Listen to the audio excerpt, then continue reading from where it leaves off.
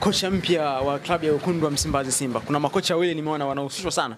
Mmoja kutoka German Anton Hey, lakini pia kocha mwingine kutoka South Africa, kocha mkuu wa Stellenbosch. Dukuzi zako zinasemaje? Steve Barker na Anton Hey. Kweli. Ni kweli kabisa. Ni miongoni mwa makocha ambao wametuma CV kwa taarifa nilizokuwa nazo mimi kwa ajili ya kuifundisha klabu ya Simba Sports Club. Muona kwa tetesi zilizopo.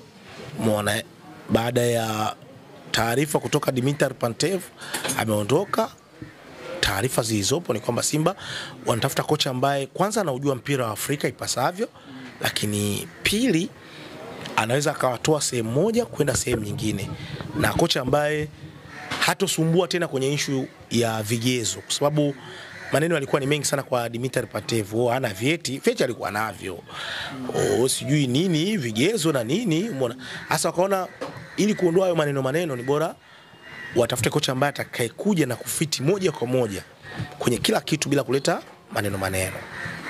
Na majina ambayo mimi nimeyapata ni mawili. Tony Hey, Mjerumani ambaye ana uzoefu wa kufundisha mpira wa Afrika. Alishawahi kufundisha timu ya taifa ya Rwanda. Umeona? JS Kabylie. Umeona? Lakini kama itoshi ni mchezaji wa zamani wa timu ya taifa ya Ujerumani. Kwa kifupi ameuishi mpira. Ni mtu ambaye anaujua mpira. Umeona?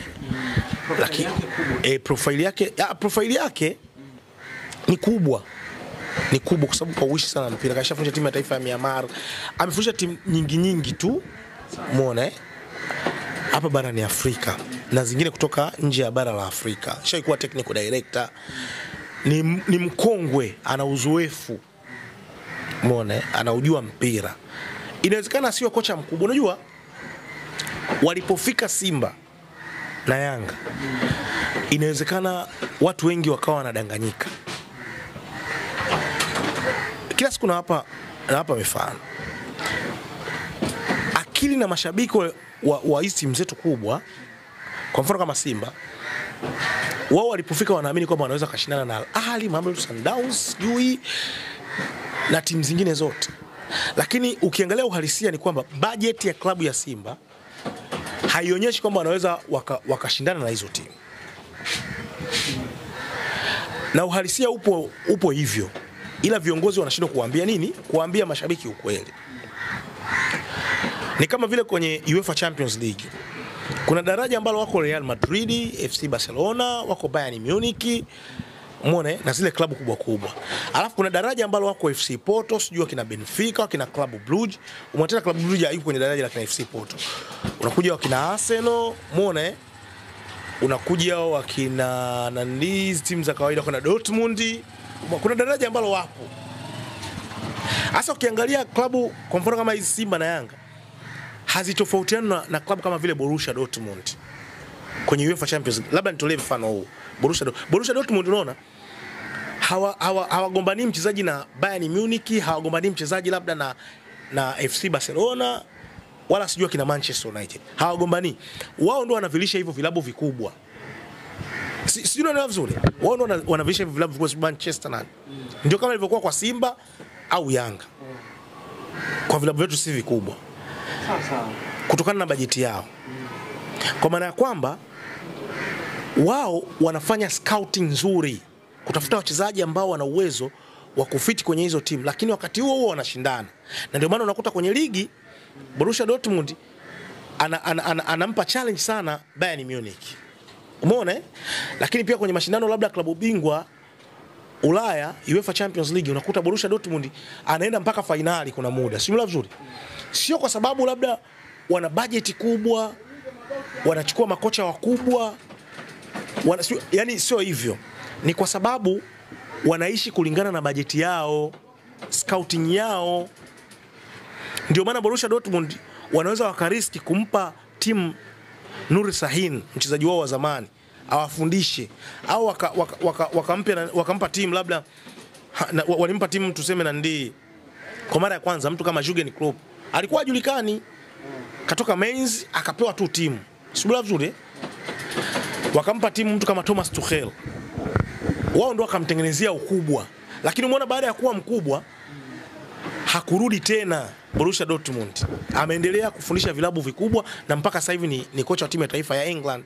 Ndio ilivyokuwa kwa Simba na Yanga. Simba hawezi kufikia daraja la kugombania mchezaji na Al Ahly wala kugombania mchezaji na Mamelodi Sundowns. Lazima hilo mashabiki waelewe.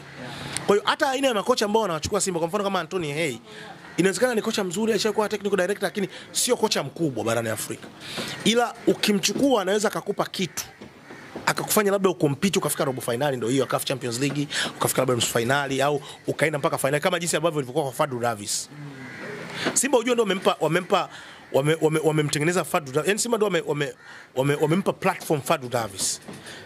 Fikiria Raja Casablanca wasingemwamini Fadlu Davis. Wasingemwamini Fadlu Davis kumpa kocha mkuu akiwa ametoka kuwa kocha msaidizi wa Joseph Zenebwa. Wasingemwamini. Ila Simba walimwamini Fadlu Davis akiwa kocha msaidizi kwenye klabu ya Raja Casablanca, akaja kuwa kocha mkuu Simba. Wamempa muda akaingiza kitu chake, kwa sababu Simba ni timu ya project, iwe fupi iwe ndefu. Baada ya hapo, baada ya kumwamini, ndio wakamtengenezea jina Raja Casablanca. Wamekuja wamefanya nini? Wamemchukua. Aliendelea kubaki Simba. Ndivyo ilivyokuwa kwa makocha ambao Simba wanafanya nini? Wanahusishwa nao. Kwa hiyo watu wasifikie tukiwa tunawahusisha Simba nao makocha labda tunaishusha hadhi Simba au Yanga. Hapana. Ndio level walizopo. Wanahusishwa na Antonio Hey ambaye kiuhalisia sio kwamba ni kocha ana mafanikio makubwa sana, lakini ameshafundisha vilabu kadhaa barani Afrika. Kabisa. Wanahusishwa na Steve Barker, kocha wa Stellenbosch. Stellenbosch ukiangalia sio timu kubwa Afrika Kusini, lakini ukiangalia ushindani inaotoa sio masihara. Simula vizuri. Msimu uliopita unakumbuka mwenyewe, pamoja na kwamba hawatumii fedha kama wanavyotumia Simba, mechi ya nusu finali ya Simba na Stellenbosch ilikuwa ni ngumu. Wao wenyewe uliona pale, kuanzia hapa Benjamin Mkapa mpaka Afrika Kusini, mambo yalikuwa ni mazito. Wanahusishwa na Steve Barker ambaye mpaka hivi sasa yupo kwenye mashindano ya CAF Confederation Cup, anaifundisha Stellenbosch ya Afrika Kusini. Sijui unanielewa vizuri ndugu yangu wale? Nakuelewa vizuri bwana Kabu. Lakini kama itoshi pia Antonio Hey ambaye tunamzungumzia pia alipita US Monastir. Naam. Al Merreikh ya Sudan. Hizo ni timu ambazo zilizopita moja kwa moja pia, na Entente Setif ya Algeria. Kwa hiyo ukimwangalia ni kocha ambaye ana uzoefu wa kutosha. Kocha msingi tu ni tusubirie. Je, Simba watampa hiyo nafasi? Ila ni miongoni mwa makocha ambao pia wamefanya nini? Wameomba nafasi ya kuifundisha Simba Sports Club. Kocha mwingine ni Steve Barker ambaye tumemzungumzia hapa, kutoka Stellenbosch, ambaye ana umri wa miaka 57. Muona yeye hajafundisha robo finali Stellenbosch akutana na Simba pale Zanzibar. Simba wakashinda goli 1-0, wakaenda kukutana Afrika Kusini kama unakumbuka. Mechi ni sare, ilikuwa ni sare. Ilikuwa sare. Goli moja la hapa la hawa ndio likawavusha. Ni muumini wa mpira wa kushambulia Steve Barker, kama ilivyokuwa tu pia kwa Anthony Hey. Kwa hiyo ukiangalia Simba wanawachukua makocha hao ambao kiuhalisia wanafanana kiuchezaji na Fadlu Davis, na hata Nandi nani huyu alotoka hapa, Dimitar Pantev. Ila utofauti wa Dimitar Pantev na makocha wengine ni kwamba yeye alikuwa anahusudu sana timu yake ikifika kwenye eneo la ushambuliaji icheze kwa speed. Lakini Steve Barker yeye anapenda kutumia mawinga. Ndio maana alikuwa anamtumia Ashley Kupido, muone akiwa Stellenbosch, muone anamtumia sana Titus Given ambaye kiuhalisia mpaka hivi sasa bado yupo. Muone ni moja kati ya makocha ambao wana uwezo mkubwa sana wa kimbinu, Steve Barker. Kwa kama Simba watafanikiwa kumpata, mimi naamini ni kocha mzuri. Muone cha msingi ni muda tu. Yaani mashabiki wa Simba wanapaswa kuelewa kwamba hakuna kocha mbaya, ila ni muda. Na Steve Barker sio kocha mkubwa. Nimeona profile yake, amefundisha Amazulu, amefundisha University Pretoria, umeona, amefundisha Black Aces na Stellenbosch hivi sasa. Sio kocha mkubwa. Ni kocha wa project kama ilivyokuwa kwa makocha wengine. Ndio maana unaona, kwa sababu Stellenbosch ni timu ambayo inazalisha wachezaji vijana, ndio maana akaamua kumpa nani, Steve Barker. So kwa aina ya kocha kama Steve Barker, Simba wakimpata, mimi naamini anaweza akawapa kitu kikubwa zaidi. Simula vizuri. Steve Barker ni kocha mzuri. Onyo kwa mashabiki wa Simba. Nikisema Steve Barker ni kocha mzuri, haimaanishi kwamba akija atafanikiwa tu moja kwa moja. Football haiko hivyo. Football haipo hivyo. Anaweza akawa ni kocha mzuri lakini akaja hapa akafeli. Ila ni kocha mzuri ambaye ukimpa project yako anaweza akawafanya mkafanya nini? Mkafanikiwa. Na mkimpa muda. Hata Dimitar Pantev hakuwa kocha mbaya, alikuwa ni kocha mzuri, lakini hajapewa muda wa kukinject kile alichokuwa nacho. Onyo lingine, kila kocha anayekuja kwenye timu huwa na falsafa zake, huwa na wachezaji ambao anawahitaji ili wafiti kwenye system yake. Hawezi kuishi kwenye akili za mashabiki. Yani yule mchezaji ambaye nyinyi mnamuona ni star kwenu, mnampenda, inawezekana kocha akaja akamkataa. Lazima mkubaliane na hiyo hali. Sasa atakapofeli, uongozi ndio unapaswa kufanya nini? Kumwajibisha. So Antonio Hey, Steve Barker ndi makocha ambao mimi nimefuatilia wanahusishwa na kujiunga na klabu ya Simba. Na wote ni makocha wazuri, ni makocha wa project ambao kiuhalisia bado wanataka kutengeneza jina lao kwa ukubwa zaidi kwenye mpira wa Afrika. Na ndio aina ya klabu kama Simba ilivyo inahitaji makocha kama, kwa sababu Simba, tuongee ukweli, hawawezi kutumia bilioni 10, hawawezi kutumia bilioni 6 kwenye kusajili mchezaji mmoja, hawawezi kutumia sijui bilioni, hawawezi. Tuongee ukweli. Sawa. Simba kufikia kwenye grade hiyo ni lazima wampe moja kwa moja labda Modeo jitimu aifundishe moja kwa moja, haitaifundisha, aimiliki moja kwa moja, iwe timu yake kabisa, inaweza kufika huko. Lakini kwa hivi sasa tuambie ukweli, wana Simba wasijidanganye.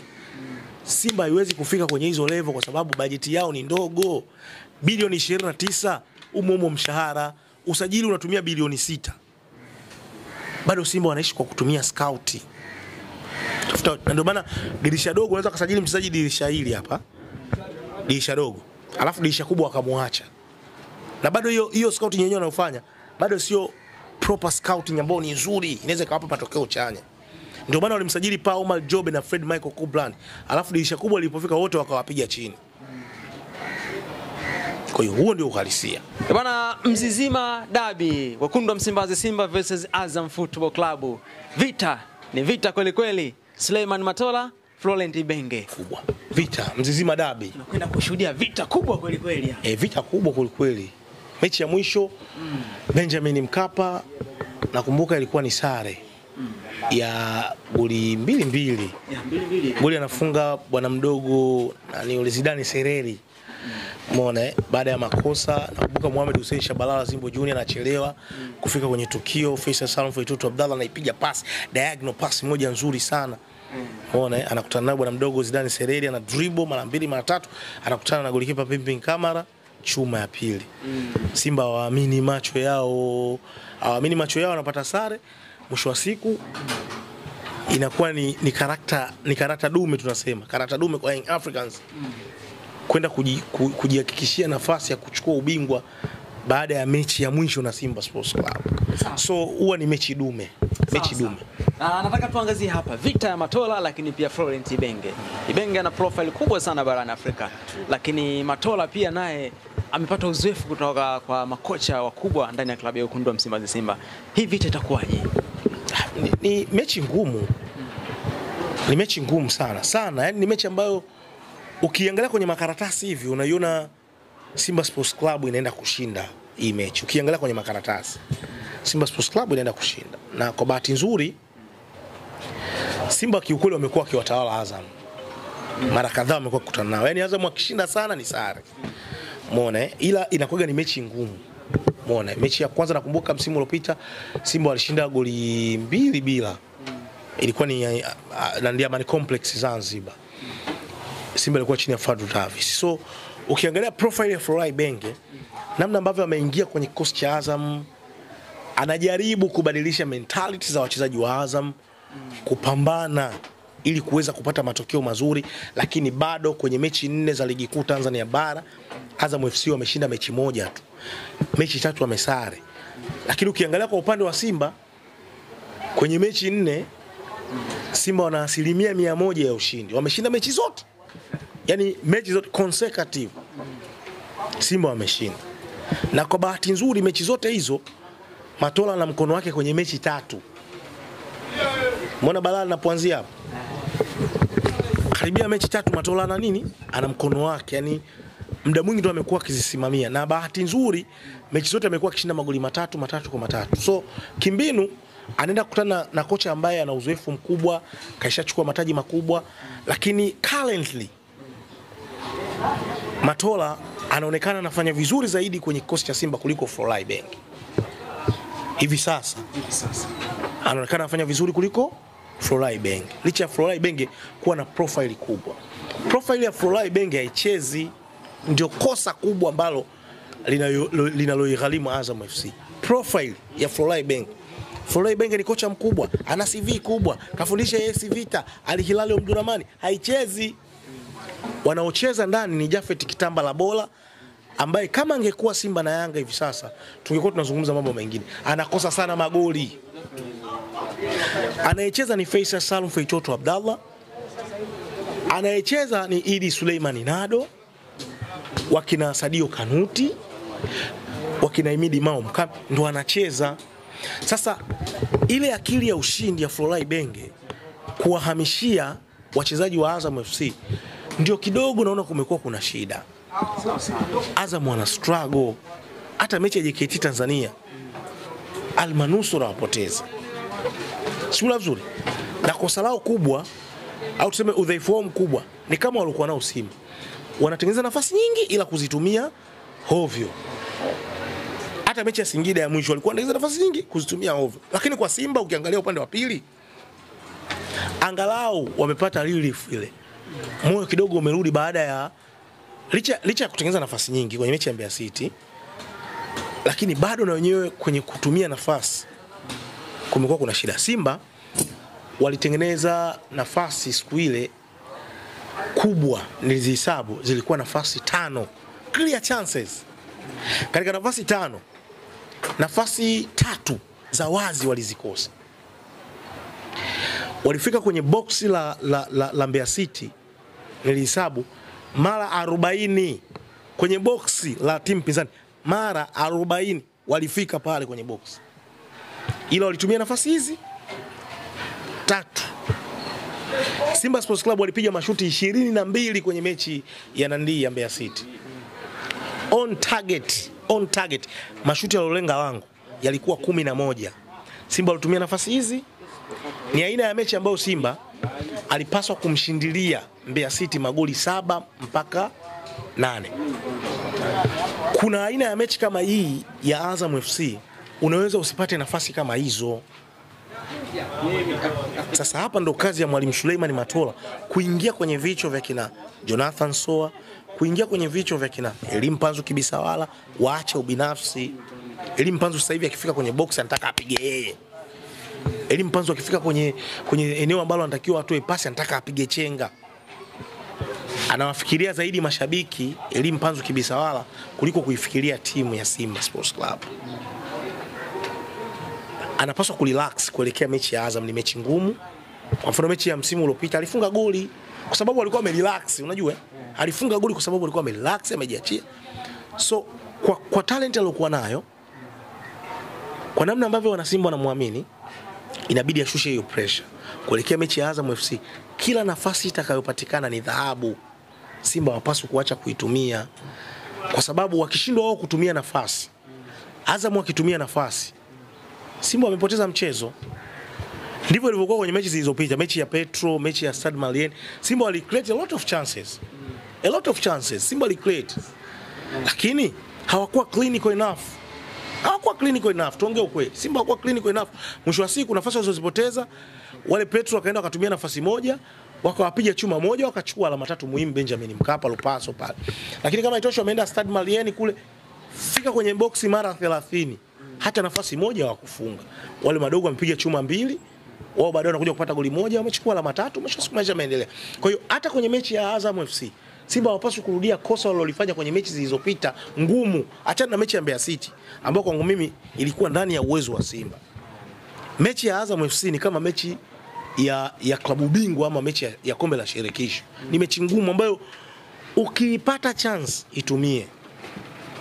So hiyo ni kazi ya ziada sasa kwa wale viungo washambuliaji wote, wakina Morris Abraham, umeona mpaka washambuliaji wakina Steve Desemkwala, waache mapepe, watulize akili kuelekea mchezo, watumie nafasi. Vivyo hivyo pia kwa Azam FC, wakina Idi Suleiman Nado, Jafet Kitamba la bola, ana nguvu, ana uwezo wa kulitawala lile eneo la wapinzani.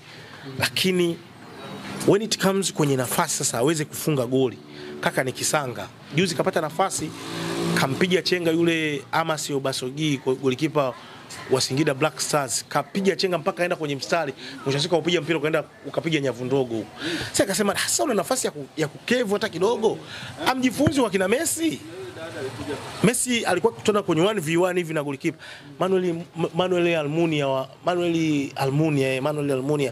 wa Nandi wa Arsenal. Aliweza kupiga chuma 4 Emirates Park. Ilikuwa ni nukem. Kimesi kila kikikutana naye kwenye 1v1 kinamuinulia tu. Chukua hiyo unaokota nyavuni. Sawa sawa. Sio lazima. Kwa hiyo mimi nafikiri humo, ila kwenye eneo la kimbinu Florent Ibenge bado mimi na muheshimu sana, ni kocha bora sana, lakini upande wa wachezaji wake wanaweza kumwangusha kuelekea mechi, na wamekuwa kimwangusha. Mechi iliyopita kuna muda alikuwa anapumua, haelewi hajaona kwa kusa nafasi, haelewi, sio vizuri. Lakini kwa Matola, hii ni mechi ambayo anapaswa kuendelea kuonyesha thamani yake mbele ya wanasimba, mbele ya viongozi wa Simba. Nimezungumza mara kadhaa, Ngwale, usipojipenda wewe, watu wengine hawawezi kukupenda. Usipojithamini wewe, watu wengine hawawezi kufanya nini? Kukuthamini. Anza kujithamini wewe, jipende wewe, ndio watu wengine wafanye nini? Wakupende. Usitegemee kupata thamani kutoka kwa watu wengine au kupendwa na watu wengine ikiwa wewe mwenyewe hujipendi. Mimi najipenda, ukinidharau wewe utajijua mwenyewe. Sio vizuri? Najithamini, usiponithamini utajijua mwenyewe. Kwa sababu najithamini mimi mwenyewe. Sihitaji thamani yako wewe ili mimi nijione nina thamani. Sihitaji. Kwa hiyo hata Matola ahitaji kubembeleza thamani yake kwa viongozi wa Simba. Inabidi aonyeshe thamani yake yeye mwenyewe. Inabidi ajipende yeye mwenyewe. Na kujipenda na kujithamini ni vipi? Kwanza ni kushinda hizo mechi kubwa, alafu baadaye sasa ufikirie kama watampa hiyo nafasi ya kuwa kocha mkuu, ana uwezo wa kuamua aidha kuondoka kwenda kuonyesha thamani yake nje ya Simba, ama kubaki kukubaliana na kile ambacho yeye mwenyewe anachokiamini kwamba labda Simba ni sehemu sahihi kwake na salama, na amekubaliana na yale mazingira kuendelea kuwa kocha msaidizi. Lakini hii ndio nafasi ya kuonyesha ulimwengu, ya kuonyesha wana Simba ya kwamba anaweza akakutana na kocha mkubwa kama Florent Ibenge, bado akamwoutshine kimbinu na akashinda mchezo. Suleiman Matola, hii ndio nafasi yake ya kipekee ya kuionyesha Tanzania, ya kuionyesha Afrika ya kwamba diploma license pata pale Mianjani Tanga, simula vizuri, ina uwezo wa kumtikisa Florent Ibenge ambaye ana UEFA license, pro UEFA license. Sawa sawa. Kabwe, jicho lako la uchambuzi linaiona wapi, linamwona wapi Suleiman Matola iwapo atashinda mchezo huu mkubwa Mzizima Dabi, na kwa mashabiki wa mnyama Simba watamchukulia? Ni ngumu kwa Tanzania kukubali. Watanzania wengi huwa tupendana. Watanzania wengi huwa tupendana. Matola kinachomhukumu ni Mtanzania. Ila Matola angekuwa ni Mkenya, angekuwa ni Mganda, angekuwa ni kocha yeyote kutoka barani Afrika, na Uafrika wake huo Kwa hizi mechi alizoshinda, alafu akaenda akashinda mechi ya Azam. Kaka akaenda akashinda tu mechi ya Azam. Kelele zingekuwa nyingi, si ndio kocha huyu? Apewe timu. Na heshima ikikopo, hata wale viongozi wangempaparukia, wangemtetemekea na kumpa nini? Kumpa timu. Hata kama uwezo wake ungekuwa ni wa kawaida. Kwa sababu ni mgeni. Akishinda mechi ya Azam. Ila nakuhakikishia hata ashinde mechi ya Azam. Yaani Matola hata kama angeshinda mechi ya Simba na Yanga. Narudia tena kukwambia. Matola hata ashinde mechi ya Simba na Yanga. Matola hata ashinde mechi ya Al Ahly ataonekana amebahatisha tu. Na viongozi na wanachama na mashabiki wa Simba. Kamwe baadhi yao, sio wote, wapo ambao wanamwamini, hawawezi kukubali kumpa timu moja kwa moja kwa sababu tu ni Mtanzania. Kosa la Matola kwa sababu tu ni Mtanzania. Hilo ndio kosa lake kubwa. Ila ubora kimbinu, kaka anaweza kaonyesha ubora kimbinu. Anaweza kaonyesha na kila kitu, ana uwezo kabisa wa kuhendo kuifundisha Simba Sports Club. Ila kosa lake ni hili. Ni Mtanzania. Kinamfanya asiamini kwa sababu Watanzania sisi wenyewe hatuaminiani. Hatupendani, tuna roho mbaya. Wala huwa hatupendi kuappreciate kitu anachokifanya mtu mwingine. Usimuona mimi leo nachambua hapa. Kuna mtu mwingine akinisikia anasema huyu nani huyu, mpuuzi mmoja huyu. Huyu anaongea vitu gani huyu? Nini huyu? Jinga tu hili. Sababu kuna mtu mwingine akikaa na appreciate sasa. Hamisi anajua bwana. Sababu ila haya ninayozungumza mimi, akitokea mtu mwingine kutoka labda nje ya nchi akazungumza kwa lugha ya kigeni ya Kiingereza, akazungumza ninavyozungumza mimi, ataonekana genius. Genius. Huyu anajua sana yule. Anajua sana kuliko hamna kitu yule Hamisi. Lakini kumbe tulichokuwa tunakizungumza ni kile kimoja. Kwa sababu ya kasumba na tabia ya Watanzania. Huwa hatupendi vya kwetu, hatupendi kuvithamini vya kwetu. Na huwa wanakupandisha na kupeleka juu. Wanaweza kukupeleka juu. Alafu wao wakaanza kukutengenezea mazingira ya kukushusha Watanzania. Hiyo ndio tabia yetu.